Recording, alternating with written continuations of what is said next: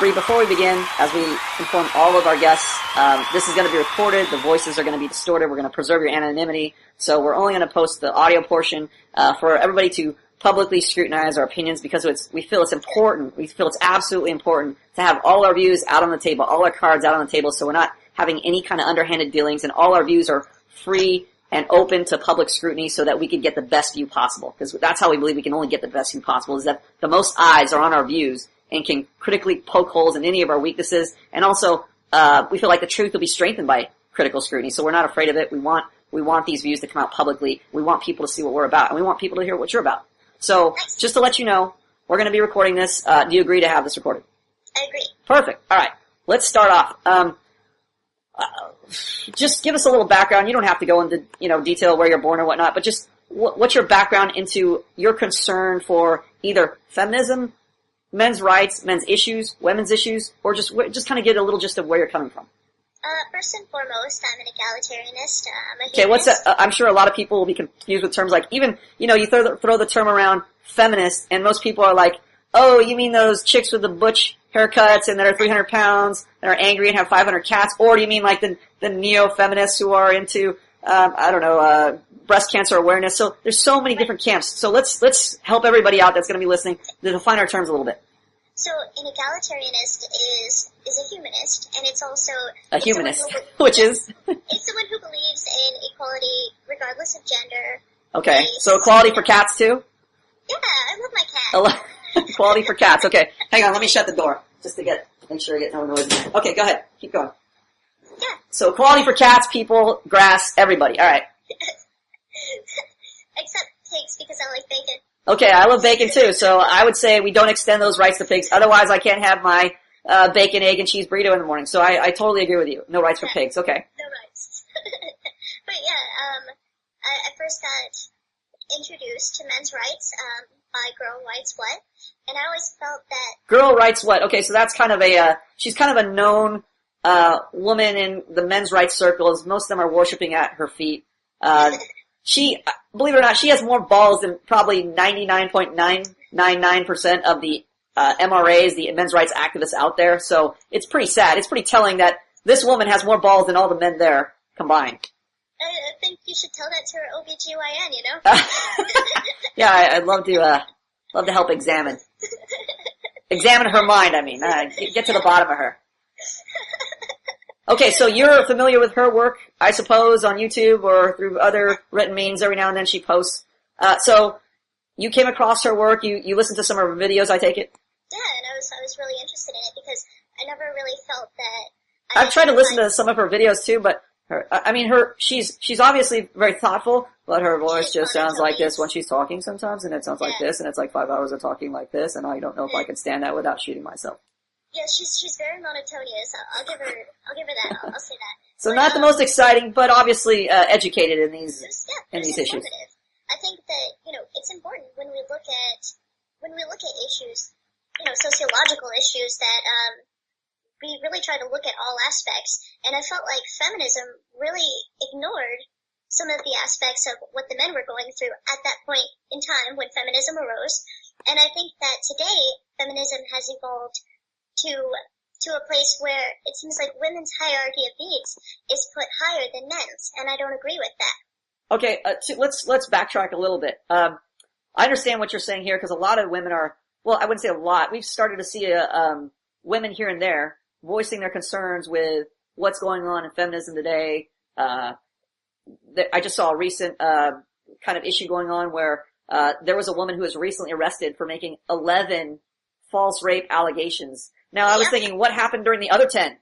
She should have been in jail after the first one, but obviously she had a long history of making these false allegations, and finally she's going to jail. So obviously, the 10 other times she was making all those false allegations, she just got a light slap on the wrist. Meanwhile, she's devastating and ruining men's lives left and right, and nothing's being done. So we're seeing a little concern from women, whereas usually when you talk about false rape allegations without a specific case, like this is so blatant, egregious, and obvious, people are prone to say, oh, why do you hate women? It's the automatic knee-jerk response is, why do you hate women? Because you're making accusations that women make false rape allegations. The implication is women never lie. So if you're claiming that somebody's lying, obviously you hate women. So even critical thought by feminists is silenced. The very discussion, the notion of this discussion is frightening to feminists. Even as a woman, it's the same interaction as a woman where I can talk to a woman about, problems with feminism and I'm shut down and I'm told that, So you're even seeing this from a woman's point of view, you're even seeing the negative influence and they're calling you a traitor. Oh my God, I can't believe you hate your own gender? What's wrong with you? And they'll make sexist remarks to me based on, how they perceive, my appearance or, how men perceive me. And I'm like, what do you mean your appearance? Are you wearing, G-strings or what do you mean specifically? No. I mean, I recently had a post and it was about how a woman patronized me because she said that I didn't know about women suffering because I'm young and pretty. Okay. And it was such young pretty girls shouldn't be giving their opinions on women. Okay. Exactly. It was such a pat on the head, like, you're so young and naive and pretty and airheaded, and it was just, it was really bothersome to me because I wouldn't take that from a man. I mean, right. I would say to a man, hey, that's cool that you think that, but meh, But it made me mad because they wouldn't take that from a man and they treated me like that as a woman, Interesting. It's sexist within the feminist agenda. Now, when feminists say that women were oppressed, our claim is that at no time were women systematically oppressed. There was no patriarchy. There was no general conspiracy. And feminists like to point to all these examples, like women couldn't vote, they couldn't own land, and yet they conveniently ignore obvious discrepancies in so-called equality. For example, even right now, okay, go ahead. Hold on. Pretty technical difficulty. Hey, I'm being interviewed right now, so. She's letting her significant other know to shut the hell up while she's being interviewed. I'm being interviewed about a men's rights blog, so. I just thought I'd let you know. What? Oh, he said he's a feminist. Oh, he's a feminist. Oh, we'd like to get his opinion too on this then. He's not really a feminist. So your significant other, you got permission from him to continue this interview? No, I let him know. Okay. I didn't get permission. I let him know what I was doing. I'm kidding you. Let's go. I think that's fair. I'd actually like to get his opinion too, but let's get back to this. So feminists make these claims that women are oppressed, they don't get these rights, but yet they never address the responsibility. For instance, just recently in the news, they are now passing laws, or they're now allowing women into combat. And so now there's opinion pieces being written about it's going to be hard to justify keeping women off the front lines now that they're saying there's no legal reason, there's no moral reason, etc. If women are supposedly equal to men, they should have to fight and carry the same responsibilities as men. So for all this time, feminists have never mentioned the fact that only men have to sign up and die in wars. Only men are required legally to sign up for selective service. So if there's a draft or some kind of war breaks out, only men are held accountable. Only men are responsible for defending the country. Women are completely absolved of that responsibility. So they don't talk about these huge, if you have to sacrifice your life for your country, I don't want to die for my country, but if I'm called to, I must, I'm compelled. It's my civic duty. It's my legal responsibility. So only men are compelled to do these things. So when they talk about, women not having rights to vote, not having rights to own land, they're also forgetting to mention the fact that men are required to care for women. If men are the only ones in the job workforce, obviously they're the only ones with the money. If they get into a relationship, they have to pay. That's where this tradition came about, where men have to pay for women on dates when they're courting, etc. And now women don't understand the hypocrisy of being able to come into the job workforce, which is traditionally male, take money out of that workforce, which should go to men to support those women. Now the women still want to abide by tradition, by chivalry, by the old rules where men had to pay for them, and yet they still want to make the same money as men. So how is that even anywhere near equality or fair? Or where's the fair play in that? If men can make $40,000 and women can make $40,000, why should the man now pay extra money to the woman? Why can't she pay her fair share? Well, women will say, "Oh, you're a cheap bastard. Oh, you're not romantic. Oh, why are you such a cheapskate?" When really the reality is women are cheapskates. They're being cheapskates by demanding that men pay more than their fair share, which means that women really don't want equality.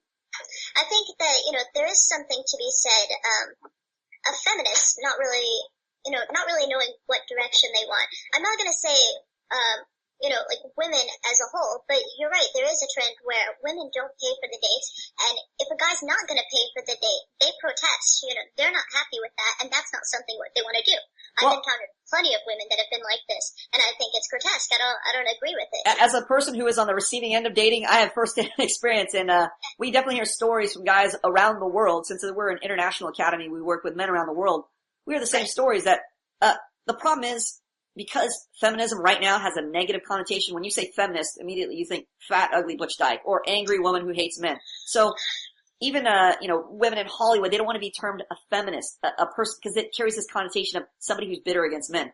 But even though they don't want to be called feminist in name, they still espouse the same feminist dogma. For instance, we should get to vote, we should have equal rights as men, we should be considered the same as men on an equal playing field, and yet they still want to take advantage of privileges that they get as a result of tradition. For instance, you don't never hit a woman. The phrase "never hit a woman." I even hear that from men today. You're never supposed to hit a woman. Why isn't it? You're never supposed to hit people. You're never supposed to hit a woman. Right. I say equal rights, equal fights. Equal rights, equal left, right?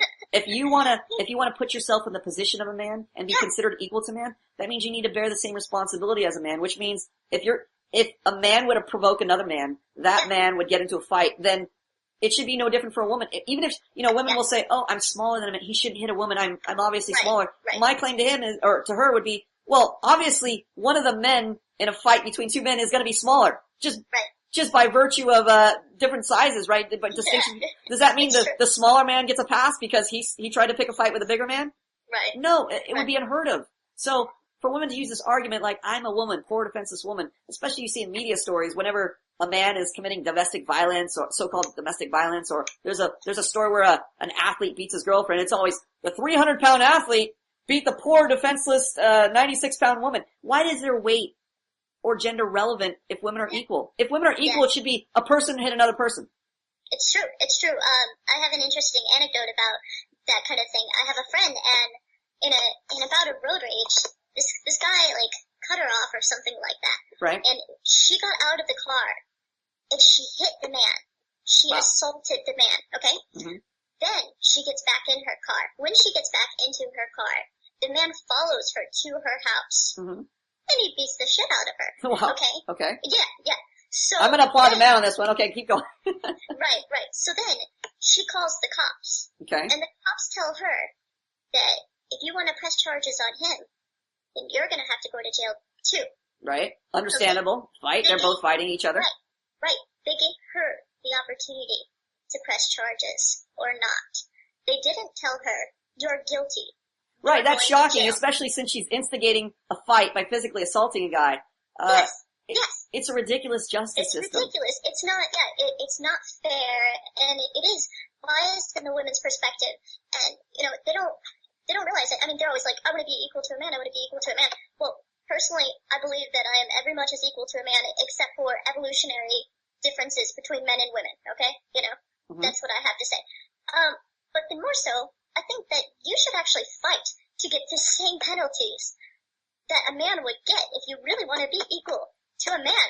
You should fight for the same responsibility. I'm sad that it's even trickling down to the single mothers who are raising emasculated males. For instance, I saw a fight on a basketball court where a younger guy, he was 16 years old, tried to start a fight with an older guy, and the older guy was bigger than him and would have beat the shit out of this guy. So this younger kid was talking trash to him, getting in his face, inciting a fight, saying, don't be a bitch, blah, blah, blah. And the other guy had enough of it, and he wanted to fight the younger guy, the younger, smaller guy. And the younger, smaller guy said, oh, what are you gonna do, hit a 16-year-old? That, to me, is the epitome of emasculation. It's the epitome of a guy who doesn't take accountability for himself. This is the same type of mindset we encounter even in the MRAs, in the men's rights activists. So many guys, I mean, it's pathetic. So many guys want to criticize Manhood Academy, our academy, and we welcome them. We say, look, if you want to criticize us, all we ask is that you come and live debate us, tell us how we're wrong, and let us respond to you. Let us have the opportunity to respond to you. But these keyboard warriors will come to our academy, will criticize us, say we're misogynistic, we hate women, will say our ebook is wrong, dating relationships doesn't work that way, you believe in these archaic views, and will level all these criticisms criticisms against us, but won't give us the opportunity to address them in a live formal debate or even an informal debate where we just talk back and forth, where we have some dialogue. They are too cowardly to hold themselves accountable for what they believe. So our position is we've offered an open challenge to any of the MRAs out there, from Paul Elam to anybody out there, to come face us in a live debate, and not one of these gutless, cowardly fucks has had the balls. I mean, we've had to face women who have more balls than the so-called men in the men's rights movement. And that's really why we have so many, that's really why there is an MRA movement. It's because the problem is not that they don't realize there's a problem. The MRAs definitely realize there's inequalities. But what the MRAs engage in is passive-aggressive whining, which amounts to, why are women being mean to us? If you look at all the posts on the blogs and forums, it's, look what these terrible women are doing. Oh, look at this woman has, when they're reporting on the story of the woman who made 11 false rape accusations, it's, look how evil this woman is. I can't believe she did this. She's so mean to us. And that's the extent of their story. It's not, how do we manage a relationship with a woman? How do I stand up to a woman? How do I get equal footing in a relationship with a woman? It's, look at how mean this woman is to us. Next story. And that's the majority of these stories are, look how mean women are to us. We can't do anything about it. We're emasculated. Whereas we're at least teaching men how to manage a relationship, how to have a successful relationship with a woman so that they don't even have to deal with these problems in the first place. If you know how to exercise authority over a woman in a relationship, you will have such a better relationship than the feminist notion of we should be equals in a relationship. Because we always see this in relationships with the so-called equals. When men and women have the same power in a relationship, it's like driving a car with two people have their hands on the steering wheel. I have my left hand on there, you have your right hand on there. The only problem is when we have to turn, we have to make a decision, there's always a power struggle. This is why equality in function never works. Now let me clarify what I mean when I say we're equal in relationships. Or I'm sorry, unequal in relationships. I mean that there you go, exactly just like you said. You have a womb. I don't have a womb. So you can bear a child, I can't bear a child. That doesn't mean I'm worth less than you. You still need my sperm to have a child, but it means we have different roles, but because we're both necessary, you're as necessary as I am to the relationship. If you aren't there, even if I can do 1,000 things, even if I'm the smartest, strongest guy, I still can't have a child because you have the womb. So you're a necessity to me. And even if you can only do one thing, and I can do 1,000 things, if I'm gone, I'm still a necessity to you. We can't have a relationship. So we work together in a relationship. We have different functions. Yes. And they're both equally necessary. So we have equal worth. We have equality of worth as persons. But we do not have equality in our functions. Just like you have a womb, you're the only one that can bear a child. I'm stronger than you, or generally speaking, men are going to be stronger than women. Yeah. Generally speaking, men are more intelligent than women. They're going to be designing cities. They're going to be designing societies. So we have our functions, but it's not to lord it over to you or say we're better than you or we hate you. It's so that we can function in a relationship. And this is what so many guys and so many girls don't understand. Women in feminist circles are taught, if you're lesser than a man, if you don't have the same career as him, if you're not as smart as him, if you're not as strong as him, you're not equal to him. You're not equal in worth. And this is such a damaging message. Same with men. They're taught the same thing. Yeah. It is true that is very damaging. Because there's always going to be someone in a relationship who does something better, who, just like you said, everyone serves a function in their relationship. Even outside of the basic man-woman relationship, all relationships serve functions. And within that, each person has, their rightful part in making sure that that's a machine that works efficiently, you know? And my fiance is a lot smarter than I am, and he says that he respects my intelligence, and he says that he doesn't associate with stupid people. And I love that. I do believe he's much smarter than I. He has a degree. I think that's a misnomer. I don't think he should say that he doesn't associate with stupid people, because that's stupid is really a slang way of saying not as educated. So when you're talking about stupid, it's not really like it shouldn't really be a value judgment of this person is worthless because they're stupid. It's saying this person isn't educated yet. So he should really be saying, and he really even shouldn't be saying, I don't associate with uneducated people. Otherwise he wouldn't be able to associate with women in general. He should be saying, I should be in charge of women, not I don't associate with women. That's a silly statement by your fiance. We would love to talk to him too about this. But what we're saying is, look, let's be frank here. Men should be making decisions because they're smarter. That's the reason why they have the capacity in the first place. whoever has the higher capacity has more responsibility. This is why women in relationships who are being taken care of by men feel safe and secure. They enjoy the relationship. Their libido is higher. If a man is in charge of you, your sexual libido reacts to the man's libido. It is you are 1,000 times more horny than if a guy is like, we're on equal playing fields and, you make just as many decisions as me and you're just as in charge as me, which is impossible. But just saying, if this guy has this attitude, the sex can be good, but it won't be on the same level as a guy who was in charge of you. I once dated a hardcore feminist who kept telling me, look, we're equal in relationships, we're equal in relationships. Until it came to the bedroom and she experienced what it was like to be taken charge of for the first time. And her mind was blown. She had nothing to compare it to. No other guy was like authoritative with her in the bedroom. And she didn't even realize what good sex was like or what a good relationship was like to be led by a man. There's nothing to compare it to in society today even. It's a very rare thing. Women seek out, basically like the alpha male. And the reason they do that is because, if we think about when we were living in tribes or whatnot, the alpha male was the male who had the most resources, who had the greatest power, and he was the one that could take care of you the best. And I think that women still seek out men that are alpha males in whatever respect that they're in. Well, I'm gonna completely disagree with you there, because we don't believe in the theory, or what we like to call the hoax of evolution at all. And this is also another problem that is preventing men from even getting into good relationships. We hear the silly concept of alpha males and beta males all the time. Not only in MRA circles, but in pickup artist PUA circles where they talk about be the alpha, be the alpha, be alpha, work out a lot, you're alpha, bench press a lot, you're alpha, act cool when you go in the bar, be aloof, don't chase her, that be the alpha, do the alpha thing. But when I'm talking, the problem with this mindset is that when men think that they can be alpha, they're always trying to attain this mythical status when they don't even realize that it's not about being alpha. If anything, I would be considered an alpha male, but I of all people know that the notion of an alpha male is a myth, because I work with men on a daily basis and I've seen men go from the so-called beta mentality or beta appearance, presentation, demeanor to the alpha mentality. So if this was really an evolutionary thing, there would be no changing of station. You would be born a beta or you'd be born an alpha, just like, there's that number, theory that, 1 out of every 20 males is a born leader and the other 19 are followers, some bullshit like that. So it implies that there's an evolutionary reason for you being a beta male or you being a lesser male. That means that there's no possibility for you to even become this so-called alpha male if you believe in this evolutionary nonsense.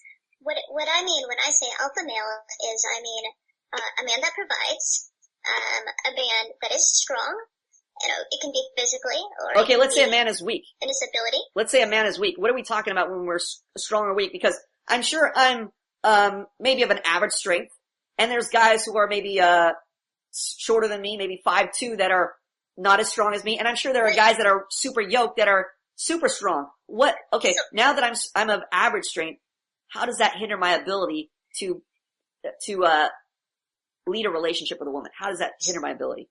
Well, strength can be defined in a physical sense, and back then that would have been very good because you needed that in order to hunt.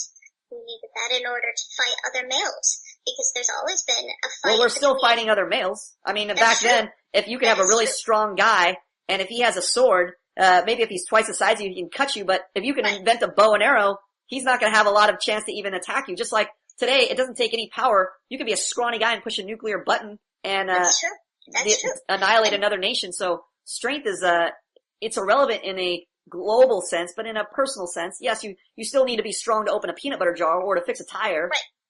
And the strength has to do with how you can assert your power. And, from what you're talking about on your opinions of male dominance, which I do believe that males are typically more dominant than females. I really do believe that. And I think that they are in capacity wise, because they have such a great capacity compared to women in various areas, they are meant to be dominant because a lot of guys today are raised by single mothers. You see just the opposite. You see dominant women. I see a lot of dominant women today versus dominant males. I don't see very many dominant males at all. Right. And I'm someone who believes, I'm someone that believes that, in raising a child, there should be kind of both gender roles. I'm not saying that a man and a man can't have a baby and the baby turn out fine, or a woman can't have a baby and the baby turn out fine. But I'm saying that I think that you need to mix the equal parts, male and female. There definitely needs to be a mixing because okay. Number one, let's talk about, it's unnatural for two men or two women to raise a baby because if a man and a woman, or I'm sorry, a man and a man or a woman and a woman were trapped on an island, there's no way they could even have a baby without artificial insemination. So we know that it's a complete falsehood to say that it's normal to have a man or a woman raising a child. You couldn't even have the child in the first place. Okay, you have to go to artificial sperm bank to even produce a child. That's number one. Number two, you have a nurturing function as a woman. I don't have that as a man. The child is going to miss out on you nurturing him as a woman versus the way I take care of him as a man. I am more authoritative in my approach. I am more direct. I am more exacting.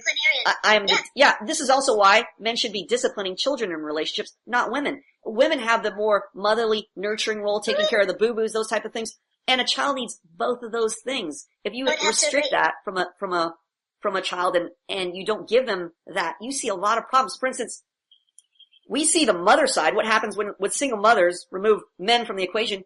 You see a lot of guys who are super concerned with their feelings, how things feel, how things make them feel. I don't so much agree on that though. Well, let me finish my point. Okay. There's a lot of guys, maybe they don't outwardly show it, but I talk to these guys on a daily basis and they're concerned with, they'll do things if they feel like doing it. They're very, in a sense, they're maybe not as expressive with their feelings, but they're very in touch with their feelings in that their lives are run by their feelings. Just like women, they want to do things according to how they feel. So this is the single mother influence. There is no discipline because everything is done on a whim. It's how I feel is how I act.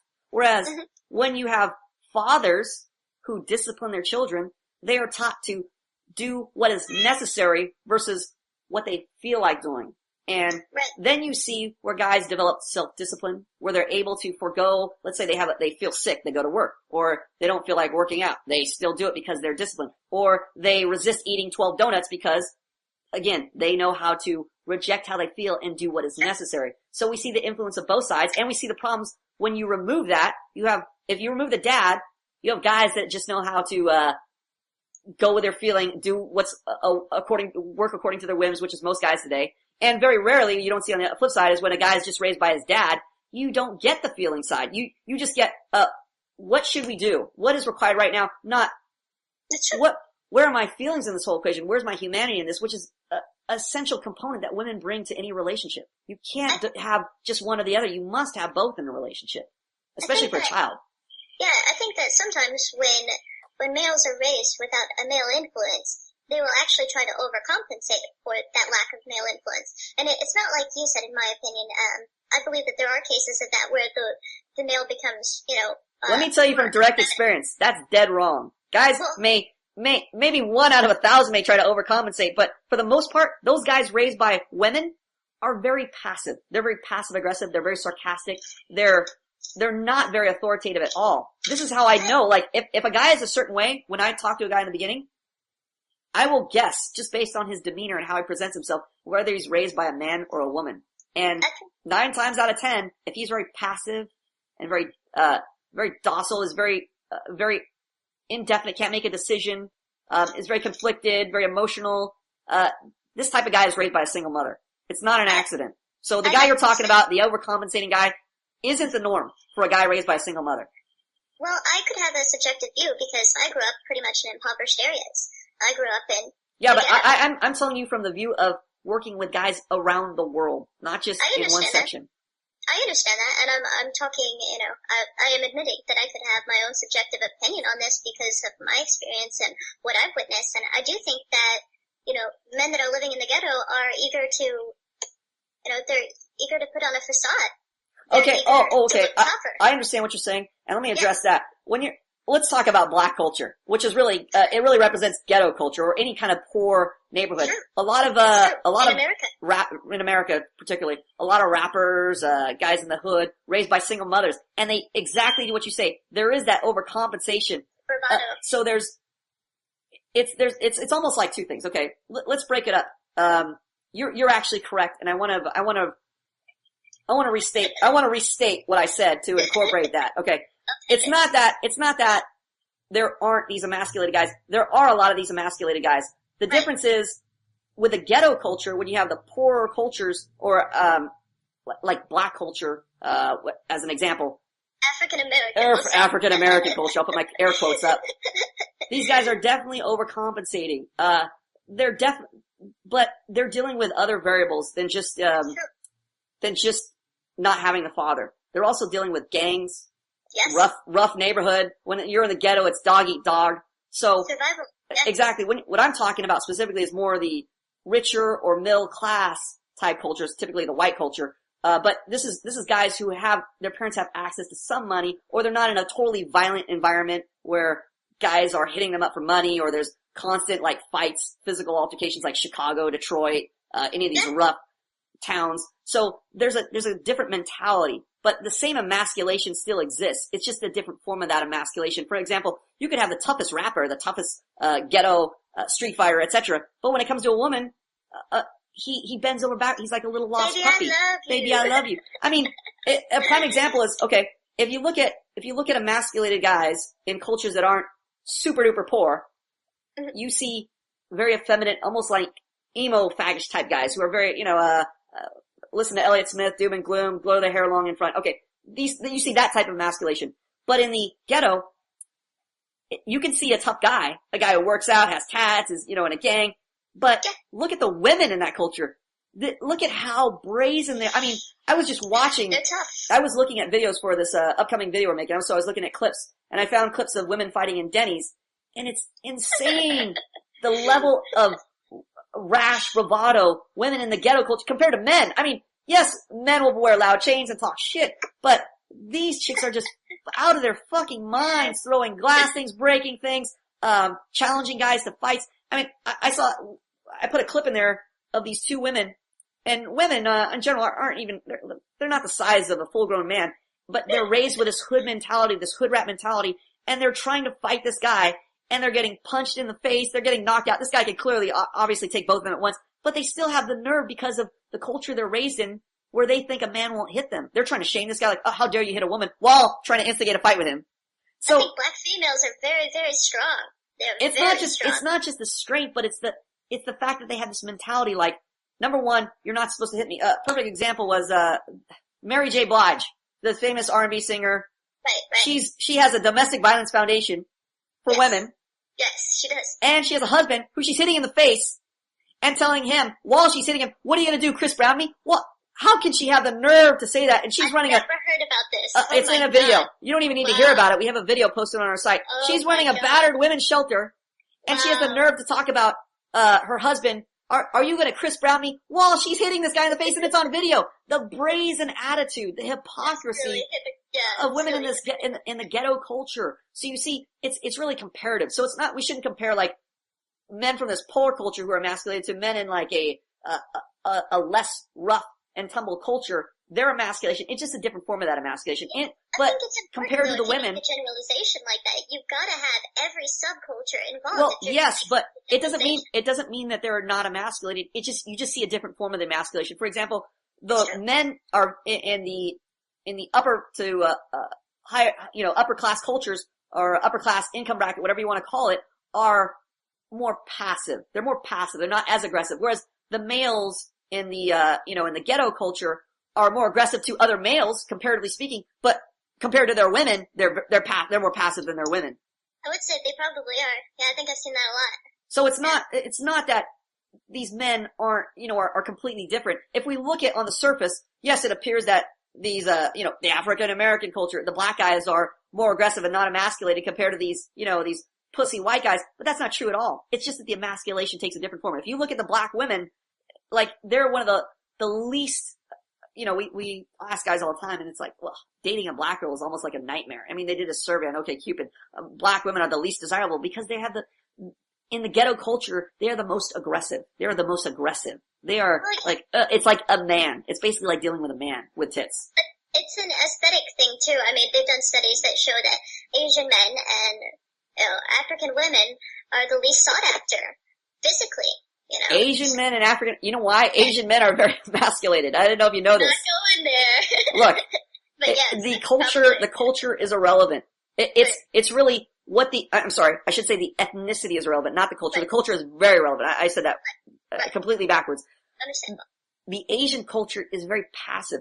I'll tell you what, if Asians suddenly changed races with blacks, and blacks behaved exactly like Asians, and Asians behaved exactly like blacks, you would see Asians quickly rising in the desirability demographic with women, and blacks quickly falling. You really don't realize how different the culture is until you see a person in a different culture. For instance, if your only experience with black culture is American black culture, and you've never seen a British black guy, it's like night and day. It's like the cadence, how they speak. It throws you off because like for me, I'm from America. I grew up with guys playing basketball who are black, and if I hear a black, I know it's supposed to sound, what's up like this. What do you want? You want something? So it's this aggressive attitude. Whereas if you see a black guy in Britain, hello mate, go there. It's like, if you close your eyes, you think that's a white guy. That's not a black guy. Because you're looking at the skin color. You don't realize how powerful the cultural influence is. Similarly, if you see an Asian guy, just because I know what Asian culture is like, I can kind of guess what his demeanor is going to be like. And 9 times out of 10, it's that demeanor and it fits the stereotype. Versus if you take an Asian guy and you just completely remove him from his culture and put him in a different culture. You don't know what you're going to get. You have no idea. There's some guys you meet or some people you meet who are just, you're like, that guy's not from that culture. He just does not act the same way as what I've normally seen.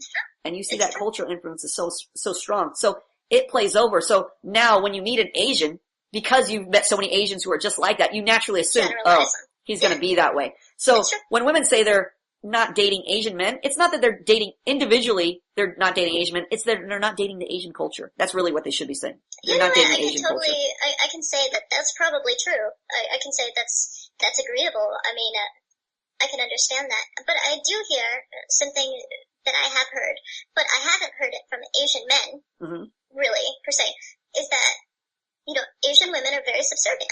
Okay. Oh, again, culturally speaking, they're not subservient innately. The culture is subservient, where it trains women to be subservient.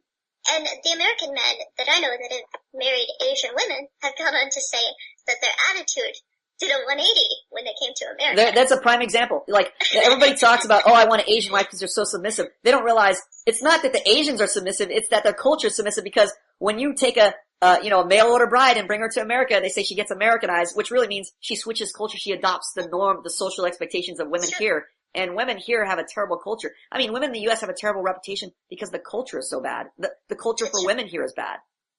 It is true. I mean, there's a lot that goes on, I think, within the culture of women, and I really think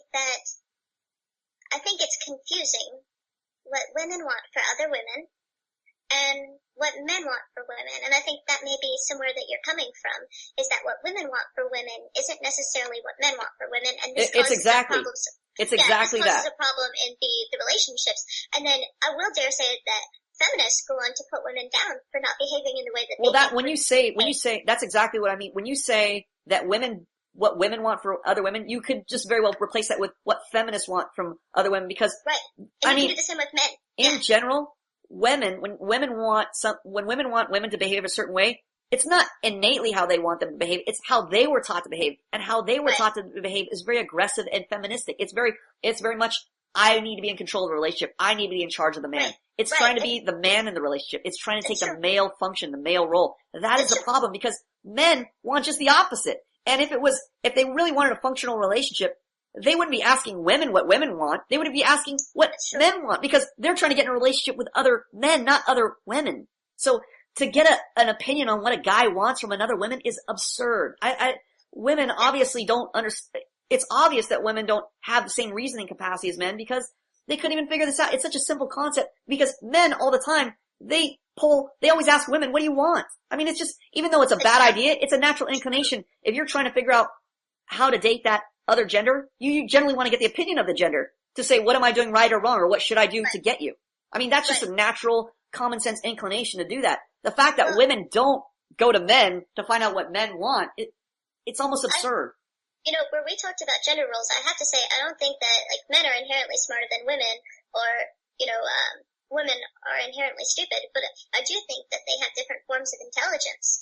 We claim that that's complete bullshit. We've heard of the emotional intelligence argument. I think that it serves a purpose. I think that, I won't say that intuition is matter of fact. exact science, but I think that women think a lot with their feelings, and that will lead them to come to a different conclusion than a man who's Right. thinking with pure fact. We typically call that the wrong conclusion in reality, because our feelings will change on a whim. I mean, for a woman to have a intuitive feeling about something, if there's no basis for that feeling, I mean, men have intuitive feelings too, and that's typically why they fail in life, when they go by how they feel. For instance, I feel like eating a donut right now. I mean, it's a so-called intuitive feeling in me to crave a sweet thing, but it's not necessarily what I should do. And I know by principle that if I eat certain foods, they will lead to a certain body type. So I don't allow my feeling to be the basis for why I would make that decision. That's why we say there's no such thing as emotional intelligence. There is just intelligence. Intelligence does not need a qualifier to make. Emotion would destroy intelligence. If I added emotion into the equation, there would be no basis for even making this reason. For instance, if I was using my intelligence to figure out a math problem and add 10 matches to, or 5 matches to 5 matches over here, then if I brought my emotions in the equation, it would say, well, how many matches do I feel are over here? Not versus how many are actually over there. So emotions would actually wreck my ability to reason intelligently. I understand where you're coming from with that, and I do understand that. I think that, maybe it's not completely an emotional intelligence, but I think that it is an aspect of, just assessing situations that is important. And I don't think that you should make a lot of decisions based on your intelligence, not on your intelligence, on your emotion. I think that people often come down to two things. They either feel too much or they think too much. I don't think there's such a thing as thinking too much. I can't think of one decision in life that I would benefit just by going to a woman saying, how do you feel about this thing? I can't think of one decision in life where it's more beneficial to say to a woman or to get a woman's opinion and say, how do you feel about this versus what do I think about this? Yeah, and I can understand I can't think of one decision. Can you think of one decision in life that you would make and say, well, let's get a woman's emotional so-called intelligence opinion on this? What decision? Give me an example. I think there's some, if you think about whether to euthanize someone or not. Whether to euthanize somebody. That's a huge thing. I mean, if you can't, there's some things you can't put entirely on logic, because you could say, okay, well, if we decide to unplug this person, then we are going to have to just let it go, whatever.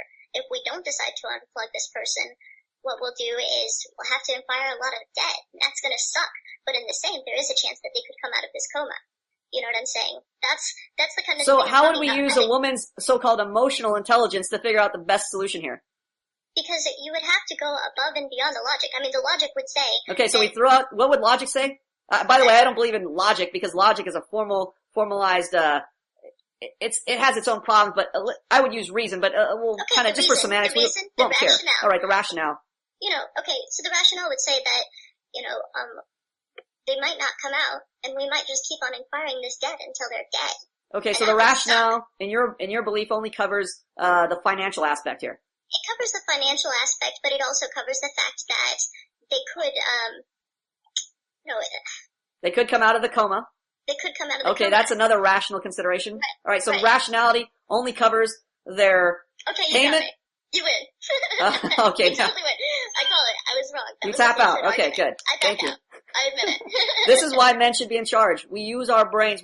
We believe that this public scrutiny is so necessary to get to the truth of a matter. We should just leave it out in the air. I don't represent all women, and I think there are some very, very, very intelligent women out there. I'll use Elizabeth Warren as an example. I would love to debate Elizabeth Warren into the ground.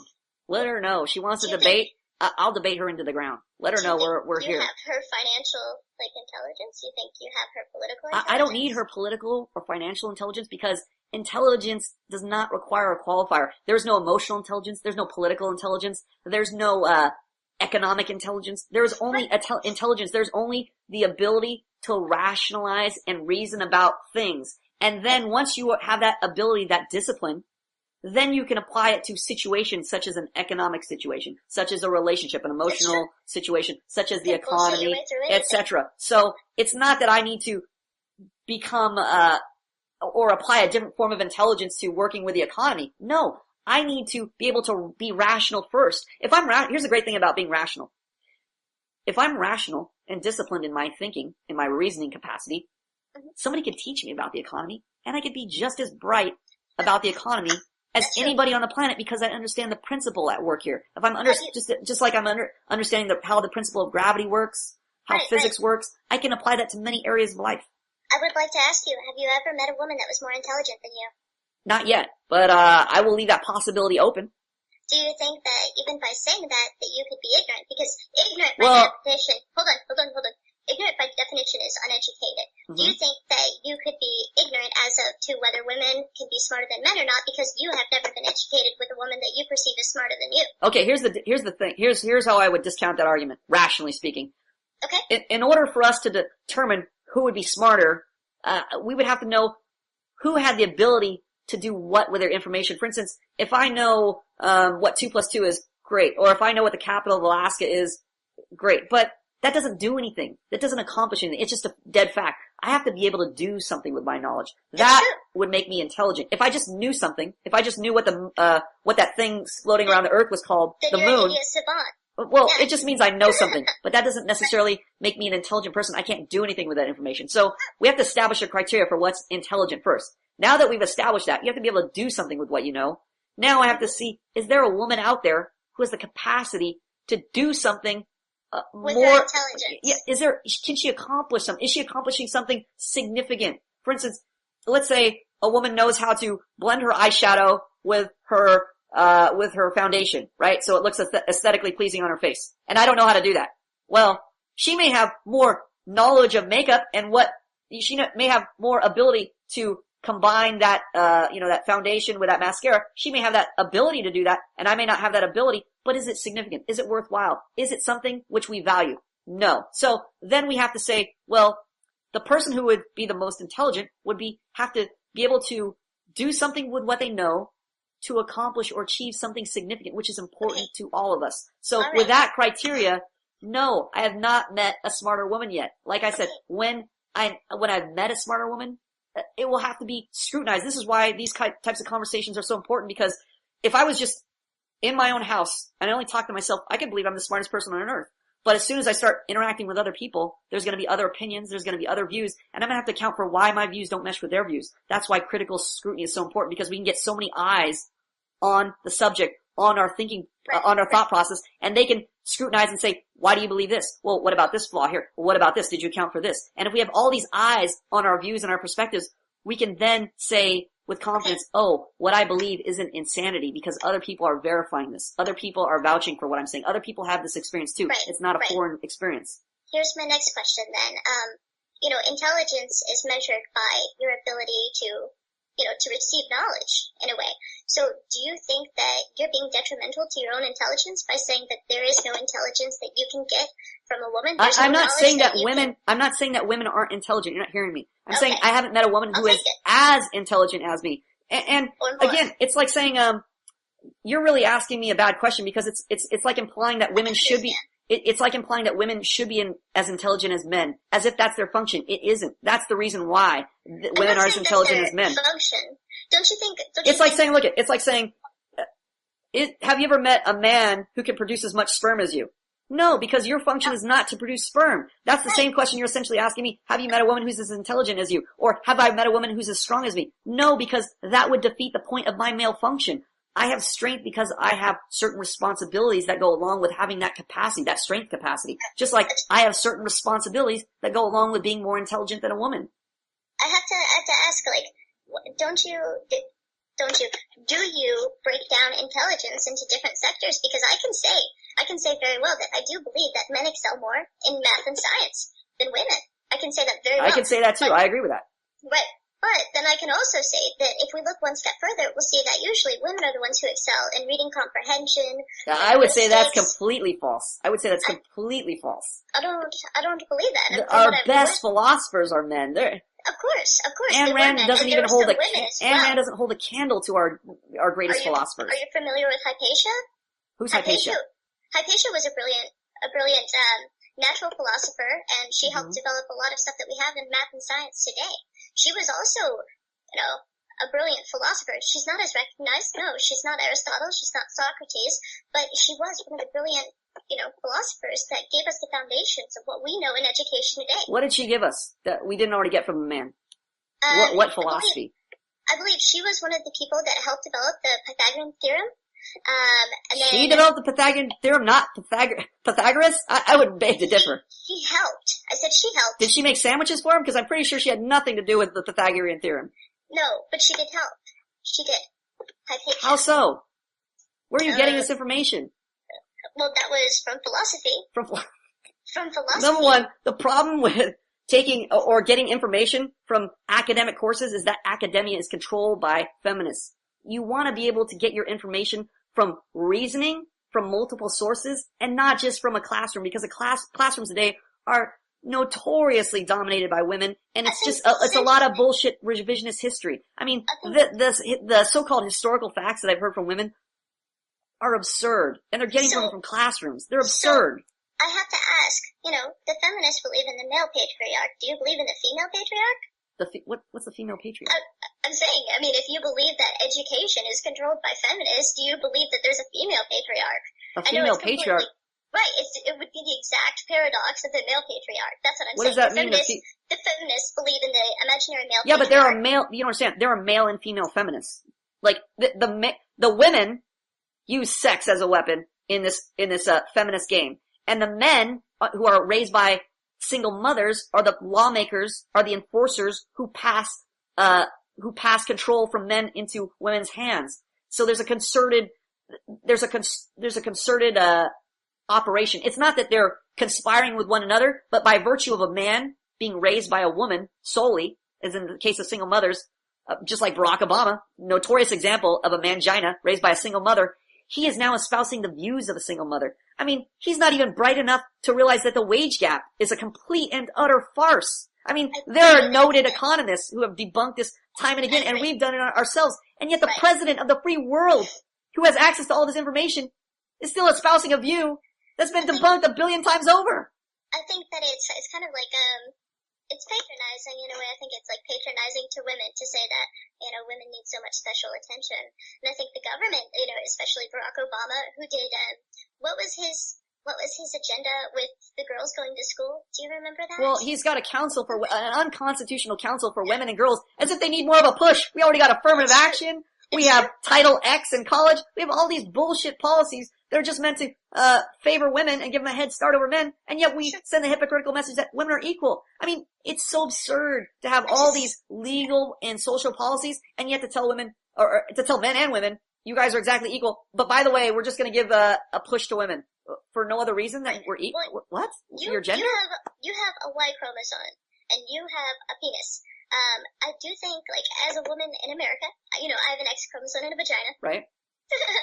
I do think as a woman in America, I actually have more opportunities than you as a man because of the way that the government has been skewed. I agree with you 100%. Okay. And this is not a patriarch per se as like a Wonder Woman, or there's some figure, some beacon where all the conspiracies are surrounding. No, it's the culture. It's when a generation of men, either because of wars where husbands went off and died, or, husbands or whoever is producing babies with women are irresponsible and leave them, whichever case it is, or, as we all see today, where women initiate the majority of divorces because of the feminist laws allow for it, that now you have a culture, a generation of men who are raised by women. So they're adopting these female views, these irresponsible, childish views, and they are passing laws based on these views, just like we have the Equal Wage Act, which women have to be paid now, when it's shown that women, these are the labor statistics from the government that show that women aren't working the same number of hours in the same difficult and demanding jobs as men, and yet now we should pay them the same, which essentially means we should pay them more than men. Right. So, that is true. If we're passing these types of laws, we're seeing that, things that are championed, like the Violence Against Women Act, championed by Joe Biden, at mangina raised by women. He's telling stories of, my sister used to beat me up. If this is the type of view, he's the leader, he's the vice president, and he's nonchalant about getting beat up by his sister and women controlling his life. What type of message does that send to the men under him, who are supposed to be under his authority? It says, you're a pussy, you're worthless, women are worth more than you. That's essentially the message he's sending. So he's emasculating the generation after him. This emasculation is being passed down from generation to generation. But at some point, there's a tipping point. Like right now, we're seeing where there's more men's groups, men's rights groups, pickup artists, whatever type of group you have that has a male label that's for men. you're starting to see the backlash. And you don't see, the reason why you don't see it out loud is because, number one, media, definitely liberal, feminist bent, it's controlled by women, but where you do see it, and why people are, or why men are forsaking television shows that are just catered to women, the vagina box, you're now seeing entertainment on the internet that is male oriented, because it's not that men haven't lost their ability to reason, or men can't see these inconsistencies and hypocrisies in the government or in the laws. It's that now they're taking their show to the internet where they can freely express these things in blogs, online, 4chan, Reddit. It's viewed as controversial if men talk about... You would never see these things discussed in the media. I mean, our perspective, you just won't see it in the media, even though we have so many guys that give us positive comments on our videos, along with granted there's gonna be a horde of manginas and white knights who are gonna tell us we're evil and we hate women. There's a ton of guys who are like, I've never even heard that before. I'm so shocked. Thank you for your videos. I never even considered that perspective. I mean, these things are not new considerations, new concepts, but they are new to this generation of men who has no access to them. Right. I have to ask, basically, at this point in time, 50% more women are going to college than men. Right. Okay. 50%? No, well, it's a higher number, but yes, more women are graduating than men, yes, in higher education. Right. So, here's my question for you. Mm-hmm. If you do believe that, men are smarter than women, or have more capacity to become smart, I'll say that. I'll give you that. I like that. Mm-hmm. If you do say that, why aren't men graduating in higher numbers? No. That's not my question. Okay. My question is, do you think that men need masculinism in order to protect that capability that they have? And is that why they don't? It's an innate thing. It's like a womb. You don't need your womb protected. You're born with a womb. So it's not like you could ever diminish a male's capacity. That's just by virtue of his design. He has that capacity to reason. So that doesn't need protection, but it definitely needs nurturing. It needs training. Yes. And is that why you feel the need for there to be a group like this? Oh, definitely. I mean, if we didn't, number one, I needed to see the need first in myself. There was no resources for me. I was looking around. I didn't know it. When did you see that need in yourself? Can I ask? Yeah, I had trouble forming relationships. I mean, as a guy dating, you're just taught, well, just do everything she says. Take her out to dinner, be a nice guy, and it'll work out. No, just the opposite. She's not returning my calls. She wants to break up with me. She just doesn't like me. I'm like, what? How does this even happen? Well, then you see it in other guys and you think, first you just think it's you.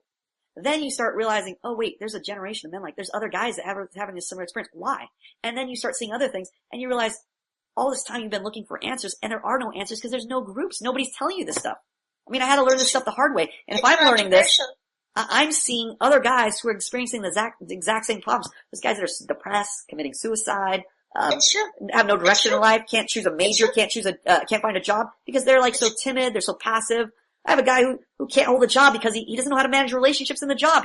He's so much tension, so much anxiety. This affects his ability to work. I mean, these things shouldn't be happening for guys, but they are because men are in such poor condition today. And the worst part is the majority of men don't even realize it. They're like me. They're just kind of figuring either they're the problem and they just gotta get over it, man up, so to speak, or they just gotta figure it out somehow, magically just figure out how to date women. Women are always telling men, hey, I mean, we have a generation of men raised solely by single mothers, solely by women. You would think of all people, they would have intimate knowledge of dating because obviously the mom's gonna raise them to, figure out how to date, and behave, right? They got control. Well, guess what? Who do you think raises the most violent felons that end up behind bars? Single mothers. So, and then but we have to go back to the subculture there. I think that we would, okay, I'm gonna take that back.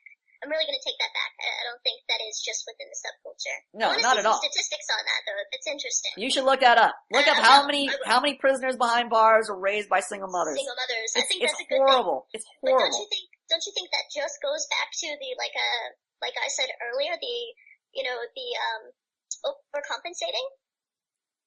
No, because it takes a lot of, there's a lot of ways to end up behind jail. Sure, you can, get there by being, but, we should look at the types of people who are ending up behind jail. Like, the most violent of felons have the highest self-esteem. Isn't that shocking? You always think that you hear this campaign in schools. You gotta watch out for your self-esteem. You gotta make sure your self-esteem is up. Guess who has the most fucking self-esteem? The guys that want to beat your ass in.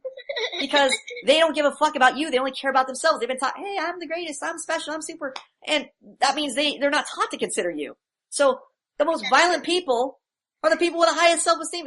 So why are we training people? Why are we telling our young boys, you need to worry about your self-esteem? Yeah, don't worry about getting a fucking job. Don't worry about being smart. Don't worry about being educated. Make sure you feel good. I mean, this is the type of message we send. Pretty high self-esteem. You know why I have high self-esteem? Yes. It's because I'm skilled. I have confidence based on my competence, what I can do. I know I can do certain things. That's why I feel confident in doing them. Just like I know how to socialize with you. I know how to run a relationship because I have experience. So I'm confident running a relationship with you. I'm not just confident because I'm taught to feel good. Whereas most guys have no skill. Just like a violent felon doesn't have a lot of skills, especially relationship skills, but he feels great about himself. Right. I don't feel great about myself just because I'm a man. I feel great because I can do something in a relationship. If I were forced into a relationship with you, I would be able to make you happy, no question. Because I have the ability. I know how to run a relationship. I know how to make a woman happy in a relationship. I have to ask, within looking at all of this, what is your background?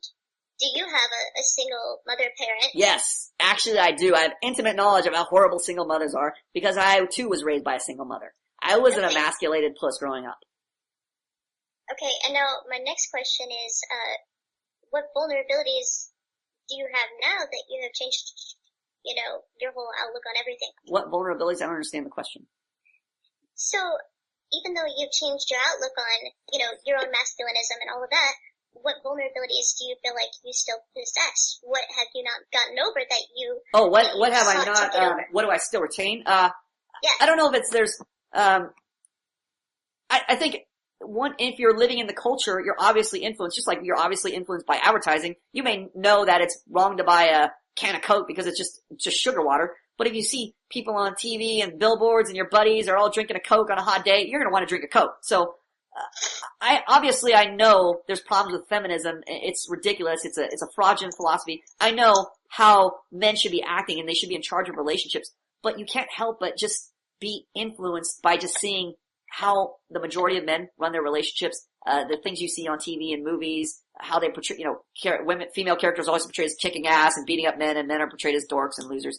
There's some of it now, yeah. So you see this, so it affects my mood, it affects my outlook, my perspective, how hopeful I am. I mean, these things have a lot of influence on me, and I of all people, know these things because I teach these things to men around the world. So even I see the damaging influence on myself and how I perceive things. So it's not necessarily, where, I'm so worried about, will I let this woman walk all over me in a relationship, or I let women take advantage of me. I won't know how to stand up for myself. I'm not so worried about that as just the general perspective, the general, how my, mental health is just by walking around in a world where we're taught that we shouldn't do anything that would, make women feel bad. Right. So this type of thing that's enforced by society, by social expectations, legally, I mean, it's a lot to handle or to hand to any guy, let alone even a guy who's trained like me. But, I went 30 minutes over because it was such a good time talking to you. All right. Well, it was good talking to you, and it was interesting to hear such like a counterculture kind of perspective. You know what? I would love to talk to you again. If you want to have another interview, or you just want to stop by our chat room and just ask questions or just hang out, feel free. We'll be there. Cool. I thought this was a good conversation. I enjoyed your time. Thank you so much. I'll see you next time.